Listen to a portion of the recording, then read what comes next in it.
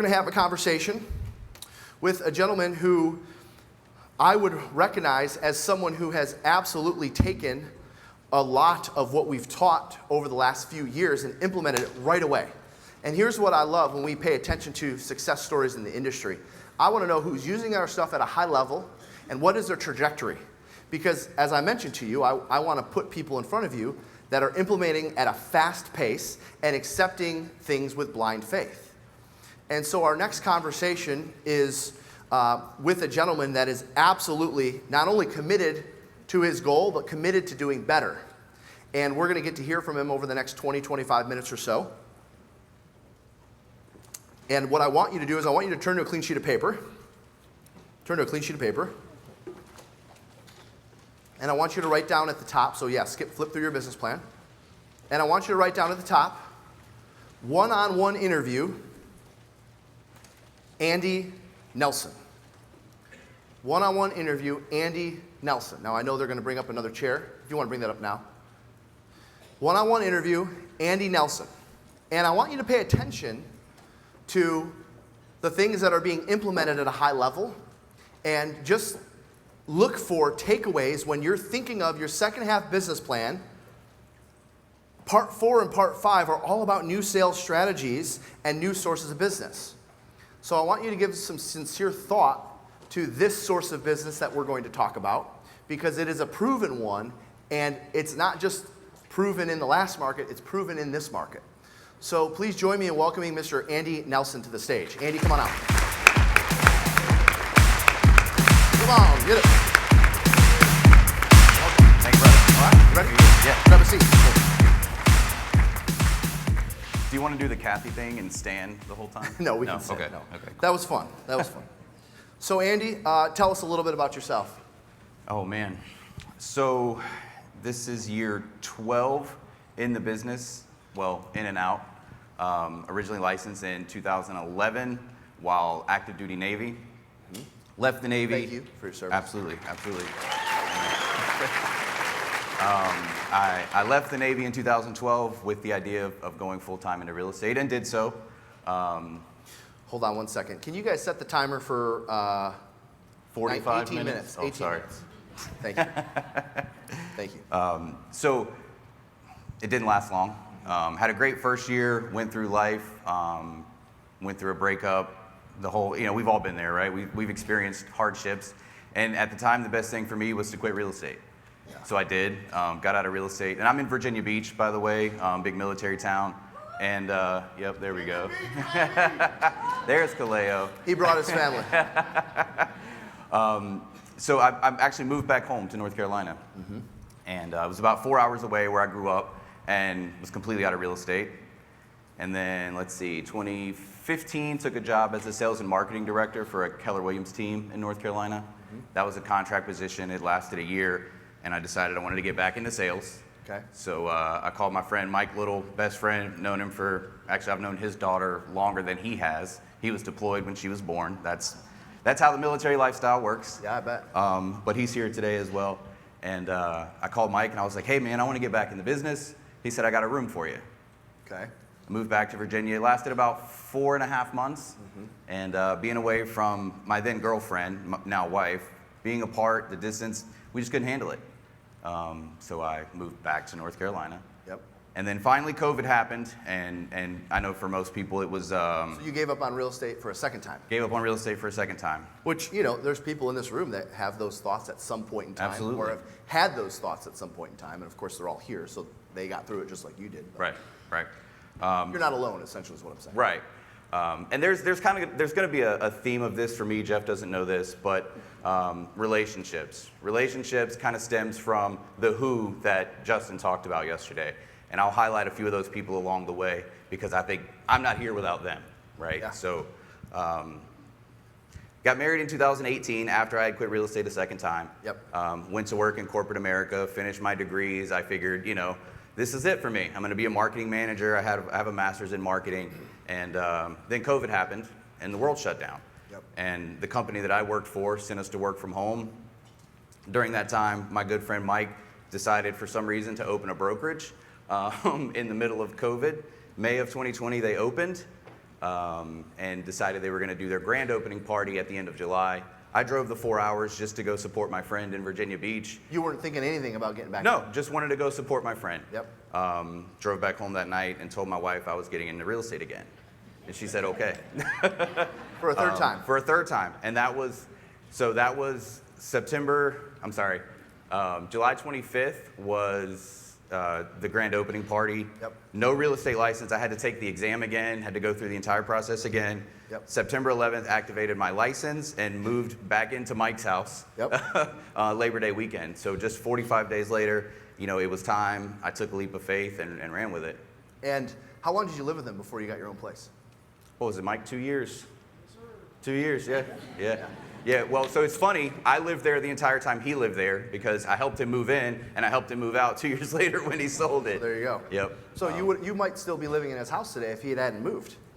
Well, so long story short, it took 2 years because in real estate, in order to buy a house, you've got to have that proof of income and your tax returns. Yep. So I lived for 2 years in Mike's spare bedroom, 4 hours away from my family. Yeah.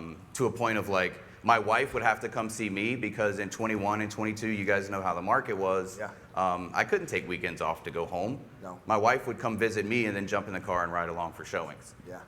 And then finally, last year in July. She knew nobody. What else was she going to do? Right. And then finally, last year in July, we sold our house in North Carolina, bought a new house in Virginia, moved the family up, and we're coming up on a year back, as a family. And that was last July. Last July, right. Wow. And today, you own the brokerage with Mike? You are partners in it? I am a partner. Yep. We have, there's 5 of us partners in total. Mike was one of the original founders, and we talked about it in Coffee with Coaches this morning. I showed up, I poured into people, I presented opportunity, and I worked hard. Yeah. And then there was an opportunity within the brokerage that Mike extended to me. Yeah. Based not only on our friendship, but also the amount of work that was being put in. So we've got 5 of us owners now. We have 5 locations. I was just saying, you're a leader of one of the locations. Correct. Which location? I'm our second location. So the first location was in Virginia Beach. That office right now holds about 100 agents. Yep. My office was second. I'm in Chesapeake, just the next city over. Sure. I've got about 50 agents there, and then we've opened 3 offices this year. So you're leading a brokerage and you're in production. Correct. Yeah. Correct. So how do you balance your time between the two? Well, you've got a time block. Yeah. You absolutely have to time block. Yeah. You can't do what we do without a time block. So being ridiculously disciplined with your time, which I'm sure the military helped with that. Absolutely. Also, and this is the same thing I tell leaders all the time, if you want to make your life easier as a leader in the real estate industry, just set an example, for gosh sakes. Just be the example to follow. Right. Your training is built in if you're the example, right? Absolutely. Now, your prospecting may look a little different because you might be prospecting for agents versus prospecting for buyers and sellers, and I know in your case, you're doing both. Right. So talk to us a little bit about your business. Last year you closed 69 units, 69 units. and this year you're on pace for 80. 80, 84. 84 is the goal. My idea is 7 a month. Got it. I set that goal before we decided to add 100 agents and open 3 offices. Yep. So that's monopolized a little bit of the time, but 80, 84 is the target. So you're managing a brokerage, Managing a brokerage. and you're producing 80 sales a year. producing 80 sales a 84. year. Correct. Okay. So how much do you work? That sounds like a lot. I work, I follow the Jeff Glover schedule. Okay. The 6 days a week. Yep. Monday through Saturday. So guaranteed I'm in the office from 8 a.m. to noon, Monday through Saturday. Saturday is a normal work day. I don't work at all on Sundays. Yeah. And Saturday, when I suggest people to work 6 days a week, I really call it like 5.5 because Right. if a normal work day for someone selling 80 to 100 houses a year, by the way, a normal work day for someone selling 80 to 100 houses a year is probably 7A to 6P, 7A to 6:30P, maybe some days 7A to 7P. 7:05, my alarm goes off. Okay, perfect. So, which, that gives a lot of hope to all my hashtag 5 a.m. club, by the way. Did you guys hear that? You can start at 7 a.m., not That's right. 5 a.m. That's right. And your Saturday is not 7A to 7P though, No. right? So when I say I work a Saturday, I'm not working 7A to 7P, coming in a little bit later and getting off a little bit earlier, but it's not a full day, I would imagine.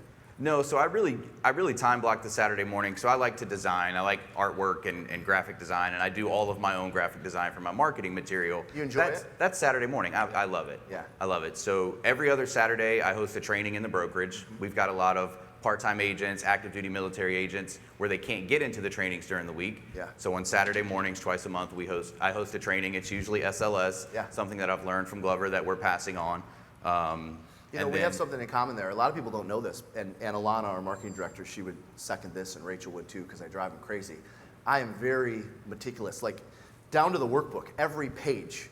Nope, move this here, make that a little bigger here. I'm very meticulous about art and the way things look. Yeah. And I think there's some, you know, in this industry, we are in a sales and marketing industry. Yes. So that is a little bit of an unfair advantage you have if you understand the way things should look, right? It is, but also Because it's part of your presentation. right. Well, the number one thing that I learned in the military, and you guys will probably all laugh at this, is PowerPoint. My job in the military, I was a weatherman. So literally green screen, but it's a PowerPoint that I put together that I was presenting to, you know, the commander of the ship or the pilots or whomever. What are they called? They're called slideshows, right? Slideshows, right. What are they called now, though? Do they keep the word slides in there? Is that? It's just called slides. I don't think they call it slideshow. But anyways, Okay. Go on, okay. sorry. I'm old. But PowerPoint, so all of my design work I do in PowerPoint. So any of the things that I talk about that I do, every single person in this room can do. And I think that's really important to remember as we go through this. I'm not doing anything special. Yeah. I'm just doing it consistently. That's right. Yep, I love that. All right, so let's talk about your business for a second. You've been a one-on-one coaching client since January of last year. You've been a listing mastery graduate last year. Systems of real estate, you graduated that in 2021. Prospecting boot camp, you graduated that in 2021. Why have you taken so many courses? I've given you a lot of money. Well, So, I don't take any. well, yes. It gets all reinvested. True story. I mean, Yeah. every dollar gets put back in. Absolutely, absolutely. And we believe it. It shows, right? Can we get one of that? So you told me, you know, I spend a lot of time and energy with my database and specifically marketing to my database. Correct. So talk to us a little bit about that. So there's a 52 point touch plan with the database. Okay. So it averages out to once a week. Once a week you're doing something. Something, correct. Okay. And it's an average, right? I mean, it may not Some be. weeks there might be 2. It's not every Wednesday, right? Correct. Got it. It's an Yep. average. And that consists of 6 client events throughout the year. Each one of those client events has a direct mail piece, an email, a text, and a phone call to invite them to that. So that's 5 touches per event. 18 pieces of direct mail, which some of that's included in the events. Yep. So 12 separate, and 12 emails. So repeat those numbers again because they probably want to write them down. So So write these down. So direct mail, there's 18 pieces 18 pieces annually. annually, correct. 12 emails, 12 emails. That's once monthly. correct. Yep. How did you arrive at 18? There's some months where there's 2.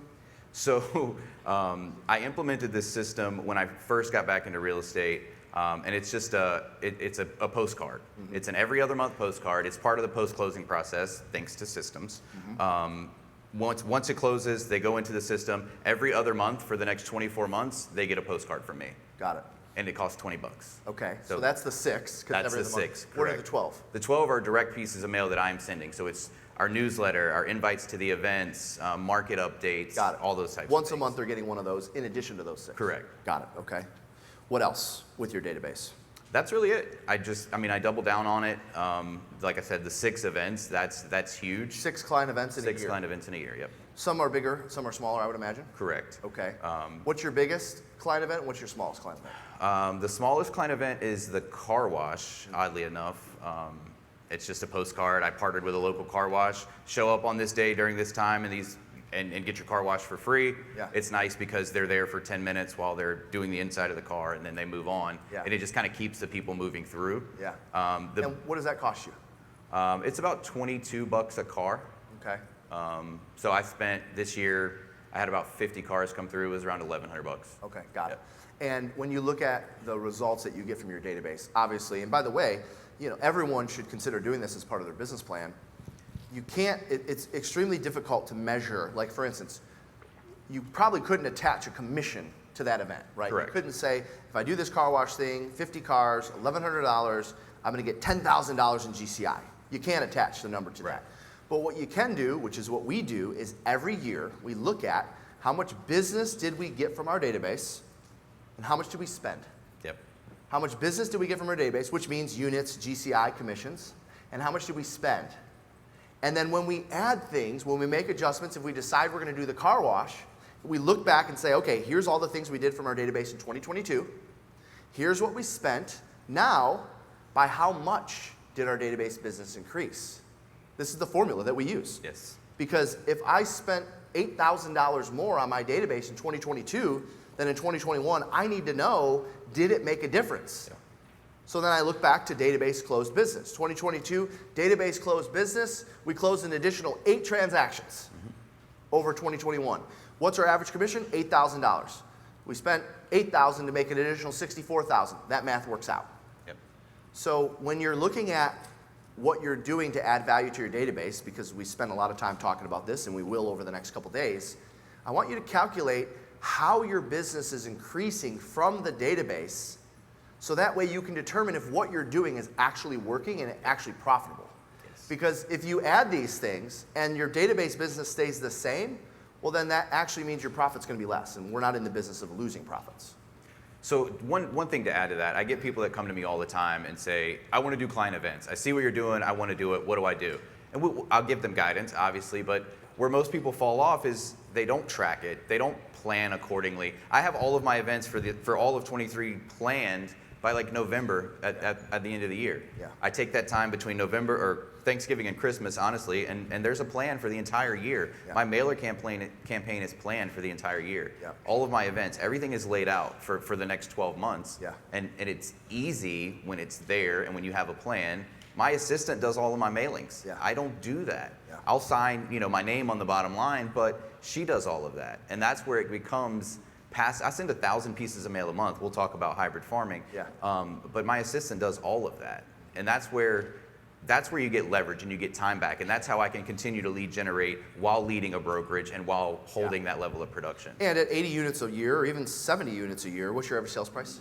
$320. Yeah, at those numbers, it makes sense 100%. to add leverage, right? 100%. So you talked about hybrid farming. What does that mean to you? So hybrid farming is a turn or twist on the traditional farming. I know you guys probably all get postcards mailed to your house from realtors, and you might get 1 or 2 a year from that agent. Yep. Hybrid When farming, they just take a listing or when it just sells. right, just kind of one-offs. Yeah. Hybrid farming again goes back to having a plan where I've committed to a certain neighborhood for a certain period of time. It's direct mail, it's holding events in the neighborhood, it's being present in those neighborhoods. So instead of just the one-offs, it's Right. just picking a neighborhood and going deeper into that neighborhood instead of casting a wider net and sprinkling around. Yes, Got it. exactly. Which, by the way, we're covering that this afternoon. I'm going to do some hybrid farming stuff. So I know you work with a lot of buyers in your Yes, business. yes. How do you manage 70 to 80 transactions and still show homes? Well, typically I don't show homes Well, how do you sell much to buyers? anymore. During the sale, who shows the houses? So I run a showing agent model. Okay. I have one. She is a rock star showing agent, and she makes my life much easier. Okay. And the way that works, and So you pay her a portion of your commission. she gets a flat fee. Oh, she's a flat base or fee. salary or something Yeah, like that. Got it. Okay. So, and this is where it gets tricky because I'm heavy database, right? Yep. So I have the personal relationship. I need the And relationship. by the way, that's what most of the audience hears when they think, how could I give a buyer away when they're working with me because of me? How could Right. I let somebody else show them houses? They have the relationship with me. right. So it's So how pretty. do you overcome that? It's pretty simple. So I set the appointment. The lead comes to me. I set the appointment. I still conduct the buyer consultation. We don't show houses without a buyer consultation. I know it's against the ALM method. And I'm sorry, Yes. I haven't adapted yet. Yep. But all of my buyers come into the office. My showing agent is present. Yep. We do a buyer consultation. I conduct the buyer consultation, and then I make the connection. Yep. From there, she takes it. She sets up their search. She schedules their showings. She manages that whole side of things. I'm just kept in a group text, so I know what's going on. So they don't feel like they're being passed off to an assistant. You're helping them understand the benefit Absolutely. of having a showing agent. She's outside sales, I'm inside sales. Yep. And then you've got 2 of us that work for you, so if she's not available, I can be available. And how do they normally respond to that? Okay. Okay. Well, and that's the thing. Like one of my biggest pet peeves with this industry is agents don't treat it like a profession. Yeah. We are licensed professionals. We have licenses that are governed by our boards, by our states, and you have to take control of your time, take control of your schedule, and don't let the clients run you. Yeah. When you set an expectation up front with the client, thank you. Yeah, you can clap for that. When you set the expectation up front with a client, they respect it. Yeah. But if you don't have the fortitude Yeah. to set that You're expectation. training them how to treat you. Exactly. You don't call the doctor and say, hey, I need to see you tomorrow. Yep. there's a process for that. You don't call the dentist and say, I want to come in tomorrow. No, that's not how it works. Yeah, and the challenge with technology, that has made that pressure even greater on us as agents. Because if you don't respond that way, all they have to do is click a button on Zillow and somebody will say yes to that appointment and they'll make them over. Right, I don't work Sundays. Yeah. And I set that expectation up front. I had a conversation with an attendee earlier. She's worried about her time running over and missing time with her kids and having issues at home. You've got to set a stop time. Yep. And that's a Kate Simon thing, wherever you are. Start time and a stop time every day. Yeah. So last thing I wanted to ask you about, I know you manage your CRM at a pretty high level. So how do you get results from your CRM when everyone else is just kind of still trying to figure it out? So I know this feels like a cop-out answer, but it's the 3x3, Yeah. 3x3x3x3. And Which it's is what? And Not it's everyone time knows blocked. Oh, okay, I'm sorry. So within the first 3 days, you were doing a call, text, and email all 3 days. So all three days with a new lead. 3 calls, 3 texts, 3 emails, all within 3 days of the lead coming All within 3 days of the lead coming in. And what would you say to the person that says, well, Andy, that's kind of a lot. Like, that's aggressive. Aren't I going to piss them off? I mean, well, come on, that's a lot. I have a job to do. Yeah. And my They job. never get mad, do they? My job is to help you. Yeah, I mean, never get mad. Well, and especially like we're in a military town. There's a lot of first-time home buyers. There's a lot of people who go to work on a ship every day where they can't take their cell phones. Yeah. So I have the 3x3x3 time blocked, different periods on different days of the week. Yep. So it's time blocked just to make sure that we get it done. Yeah. And guess what? I only get 1 or 2 leads a day. Yeah. I'm not overwhelming myself with 60 or 70 leads that I have to follow up with. I knew initially that I use Sync, Yep. and when I first signed up with Sync, I was paying for buyer leads that I was wasting because use Sync also. I couldn't follow up with Sync. It was just too many leads. Yeah. So I switched to seller leads, and now with the seller leads, the quantity has come down, but I can manage it. Yeah. So I don't need a ton of leads to be able to manage my CRM effectively. Yeah. It's better for me with less leads. Yeah. One of the things that people get concerned about with the 3x3x3x3 is that it's going to be too aggressive or too strong or too much in their face. And what we have to remember is they're not keeping track. They're not keeping score. No. They don't know all of the times you reached out to them. In fact, there's probably a lot of times where it's your 5th or 6th attempt, and they act as if it's the first time they're hearing from you. 100%. Because only you are making notes of when you attempted. Yes. They aren't. Correct. They get so many notifications today, so many calls, so many text messages, so many emails, social media notifications buzzing all the time. They can't keep up with all the people reaching out to them, so they don't know all of these reach outs. So that's why it's actually an effective method, because the most recent study done, as you know, says the average internet lead today will respond not after your first, not after your second, not after your third, not after your fourth, but after your 5th attempt. And that study was done about 3 years ago, a pretty vast study. Right. I would argue it's probably 5.5 or 6 today because we're inundated with even more stuff today. So the 3x3x3 is your secret sauce to converting your CRM leads. Yes. Got it. Yep. So one thing I think is pretty cool, when we have events like this and when we have people that are in our programs, we're always paying attention to who's professional, who fits our core values, who's gritty, who's trajecting, who do we want to be around, who do we want to learn from. And we have since tapped Andy on the shoulder and said, hey, would you join us on our coaching team? Yeah. And what was your answer? Absolutely. Yeah.